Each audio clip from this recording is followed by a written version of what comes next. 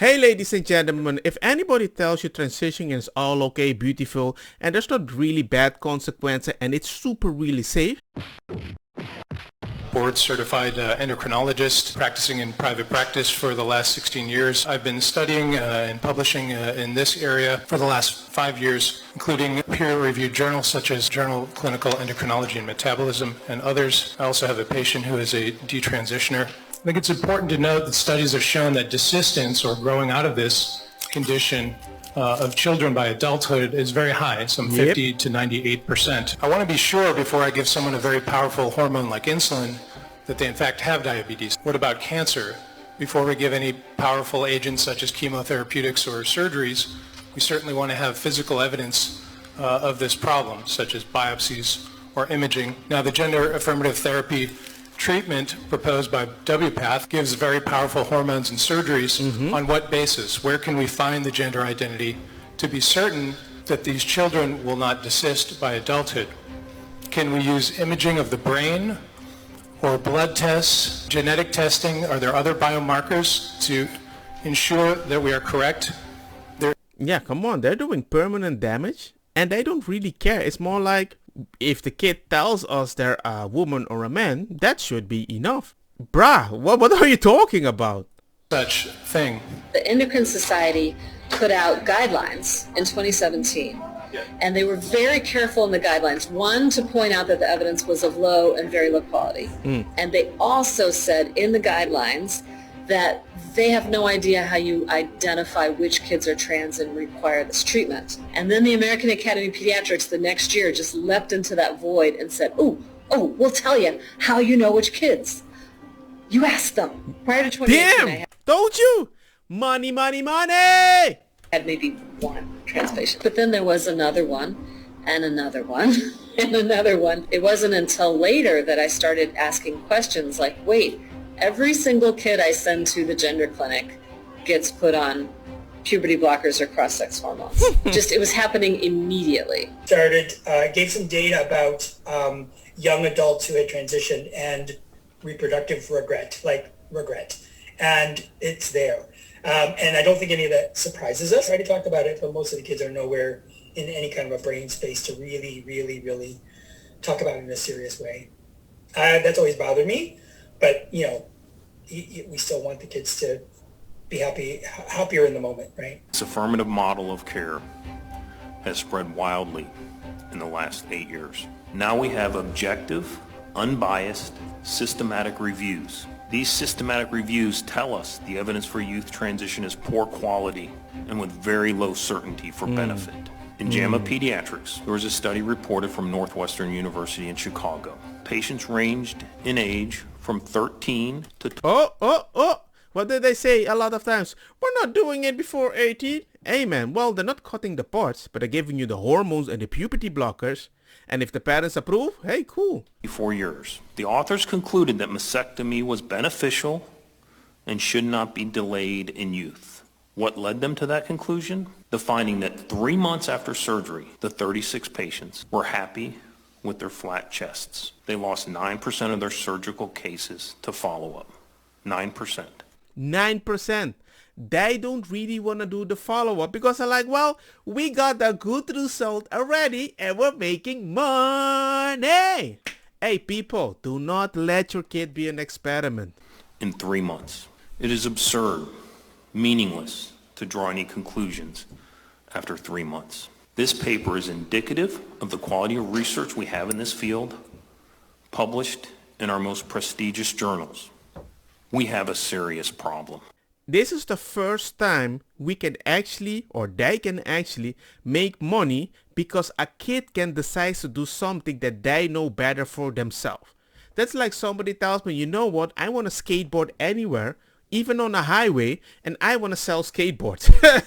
Do you see how dangerous? Do you think really, I think I care that if they go skateboard? No, it's a parent's responsibility. And then when the kid has an accident, we're going to blame the bicycle people. Either Leuprolide, which is an injection every 3 months, or Triptorelin, which is an injection every 6 months. And that really stops puberty pretty quickly so that no further development of the secondary sexual characteristics. And you're going to find out that if you take too much of this, which certain people have done, they got liver damage, they got kidney damage, like a gangster. And nobody is telling you because it's labeled beautifully. It's just puberty blockers. You're gonna feel the best way you're supposed to feel. Hormone therapy. Male to female to male. I feel trapped. I got bottom surgery. That means he removed the PP. And now at the age of 25, I'm starting to identify as a man again. Just to give you a summary, I felt like a woman in my tweens, started transitioning at 17. HRT was going bottom surgery at 18. Gangster. Well, discovering myself, I've been regretting it ever since. And at 25 now, I regret transitioning. I wish I grew up and just became a gay male instead of a castrated man. Brah! Come on, man. I started to identify as male, but I'm castrated. I started taking TRT since my body can't produce it. Oh my god, without testicle. Oh, he can't create testosterone. And I'm getting the biggest sexual urges, but I'm unable to fulfill it because I don't have a PP to get off. He can't. Oh, bruh. Amen. If I can plug and play my games, I'm freaking happy for a very long time. But now you can't even do that? Amen. Amen. I can even say... This ruined it for me. If you know what I mean, I feel trapped in my body. It's what I image people who lost a limb feel like, but 1,000 times worse.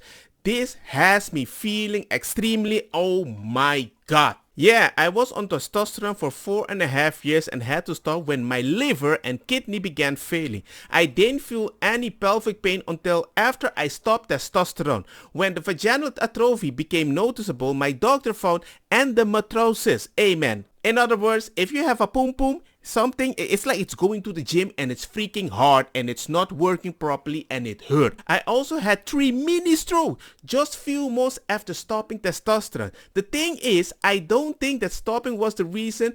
I had health problems. Those health issues was set in motion by long-term use.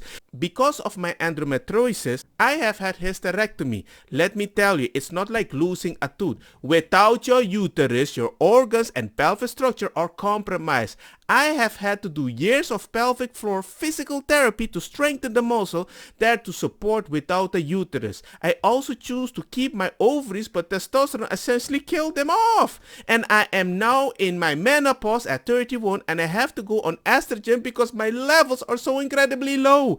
I got hot flashes and headaches and severe joint pain and arthritis. Yeah, people, they don't tell you about those things, the quality of your bones. It's like of an old person. All these weird things that's happening. Oh, they did a follow-up with 36 people 3 months later. Bruh, there is not enough research, and the places that do research, like in Sweden, they canceled it. They stopped because the snippity sneep that people are doing, it's going way higher because once you do these things, you snippity sneep more. Once you take these things in your body to transition to justify certain things, it starts beautiful. What they don't tell you, it affects your brain and the way that you have to decide. They don't tell you when you take all these hormones, your body in puberty is learning to use the hormones, but now it can't because you messed it up. You give it too much in the body and the body was like, what? I'm on vacation? Cool. You're gonna put it in anyway. But then you have to stop. Then you get these strokes. Bam, bam, bam, bam. People, share this. Let people know. Let them do the research so they can find a center. Because they keep getting all this affirming. Even the therapist.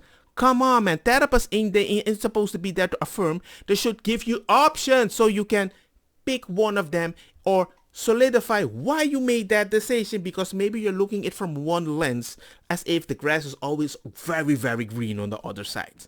They're supposed to say, well, officially, if you're there, it might be green there too, so you need to balance. No. Zoom calls later. Sneepity sneep. They're gonna cut it off. Like, share, hit the bell notification, subscribe if this content was useful, and let people know. Convida-me a tua iniciativa, padrei ku indica e também que sum sativa. Te ainda não quer aceitar ku eta medicina, Bob di nang di eta causa rebeldia.